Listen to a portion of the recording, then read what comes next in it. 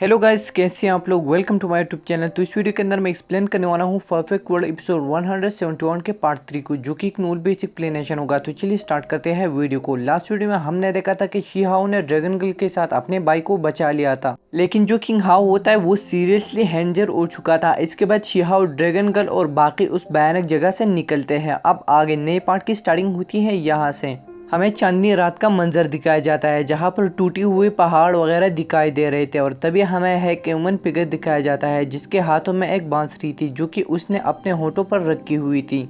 और वो बंदा ही इस सारे खेल का खिलाड़ी था। तो शीहा गुस्सा होकर उस व्हाइट ह्यूमन फिगर से कहता है, अच्छा तो ये सब तुम्हारी वजह से हुआ। लेकिन वो बंदा शिहाओ के बात का कोई रिप्लाई नहीं देता है और बस मुस्कुरा रहा होता है, और उसके हाथों में जो बांसुरी थी उसको जोरों से बजाने लगता है। इस वजह से इवल बर्ड, जो कि खून के बने हुए थे, शीहाओ के ग्रुप पर अटैक कर देते हैं। तो तभी शीहाओ, ड्रैगन गर्ल और बाकी सब अपने पावर का यूज करते हैं और उन इवल बर्ड से फाइट करने लगते हैं। तो इतने में चेंगो ज्ञान अपना एक पावरफुल अटैक बनाने लगता है और तभी वहाँ पर एक एरो अपीयर हो जाता है और उसे उस व्हाइट ह्यूमन फिगर की तरफ छोड़ देता है। इस वजह से जमीन और आसमान ट्रिम्बल होने लगते हैं, मगर वो पर्सन बहुत ही ज्यादा पावरफुल होता है। इस वजह से चेंगो ज्ञान का अटैक जो होता है वो उसे डॉच कर देता है और तभी वो पर्सन फिर से आ जाता है और फिर से अपने बांसुरी को जोरों से बजाने लगता है। और साथ में वहाँ पर खून हर तरफ बिखर रहा था और इस मंजर को देखकर सारे लोग शॉक हो चुके थे। साथ में चेंग गुगियान की एक्सप्रेशन भी चेंज हो गए थे। तभी वो फिर से कुछ हैंड साइन बनाने लगता है और फिर से उसने एक ब्लैक कलर एंशिएंट एरो को क्रिएट किया। तो तुरंत शी शॉक होकर कहता है, मुझे कुछ गड़बड़ लग रहा है, क्योंकि उसने कुछ टेरिफाइंग देखा और बाकी ग्रुप वालों को भी कुछ अजीब महसूस होने लगा, क्योंकि जो बांसुरी से मुसलसल आवाज निकल रही थी वो बहुत ही टेरिफाइंग थी। और साथ साथ वहाँ पर चारों तरफ बहुत सारे शेडोज अपीयर हो गए थे और वो शेडोज रोर करने लगे। तो शिहाओ के एक्सप्रेशन ग्रेटली चेंज हो गए और वो कहते हैं कि गोस्ट डेमन। तो तभी ड्रैगन गर्ल कहती है, सब लोग जल्दी करो और यहाँ से निकलो, क्योंकि ये जगह बहुत ही टेरिफाइंग था। और वो पर्सन के साथ गोस्ट डेमन्स का ग्रुप भी था और साथ में उनका नंबर 10,000 था। और तभी वो व्हाइट क्लॉथ पर्सन अपना एक पावरफुल अटैक बनाने लगता है और इस अटैक में सारे के सारे फ्लावर्स थे। तो ये देखकर सारे लोग थोड़े से चौंक जाते हैं और वहाँ पर जो डेड बॉडीज पड़ी थी वो इवल एनर्जी में कन्वर्ट होने लगे और एक बहुत ही बड़ा फॉर्मेशन बनाने लगे।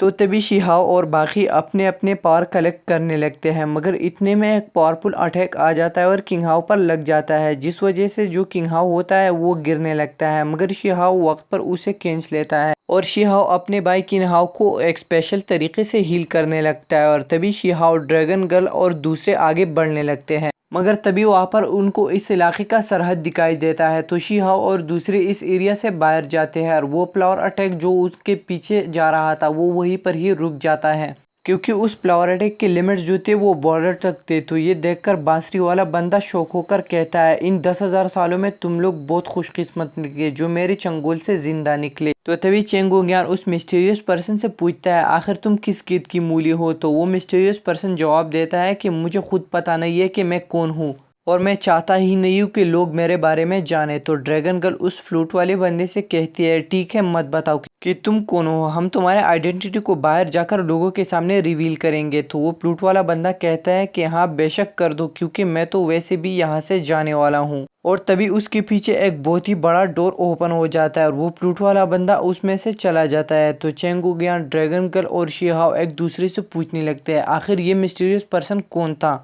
तो शिहाओ उन दोनों से कहता है कि मुझे ऐसा लगता है कि वो फ्लूट वाला बंदा यहाँ पर इमोर्टल पावर कल्टीवेट करने आया था। तो ड्रैगन गर्ल और चेंगो यान कहते हैं कि पावर को कल्टीवेट नहीं कर सकता है, क्योंकि बहुत ही कम लोग ऐसे हैं जो कि इमोर्टल पावर की कल्टीवेशन करते हैं। और वो लोग जिन्होंने इमोर्टल पावर की कल्टीवेशन की थी उनमें एक पर्सन निंग चुआन भी शामिल है, क्योंकि जब इमोर्टल पावर की कल्टीवेशन कर रहा ताओ तो उसकी हेल्प इमॉर्टल ट्री ने की थी। इसके बाद सीन शिफ्ट होकर हमें शिहाओ, शी और ड्रैगन गर्ल दिखाया जाता है, जो कि उस एरिया से कम्प्लीटली निकल चुके हो।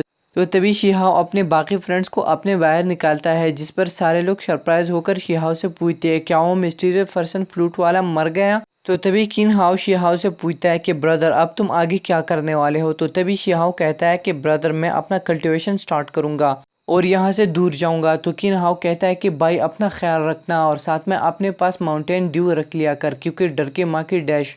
तो शिहाओ अपने भाई का हौसला अफजाई करता है और कहते हैं कि भाई तुम चिंता मत करो। और तभी वहाँ से किन हाउ चला जाता है और शिहाओ अपने फ्रेंड से कहता है कि एक्चुअली मुझे आने वाले वक्त में मेडिसिनल इंग्रेडिएंट्स की ज़रूरत पड़ने वाली है, इसलिए अगर तुम लोगों को कोई न्यूज़ आती है तो मुझे रिकमेंड कर देना।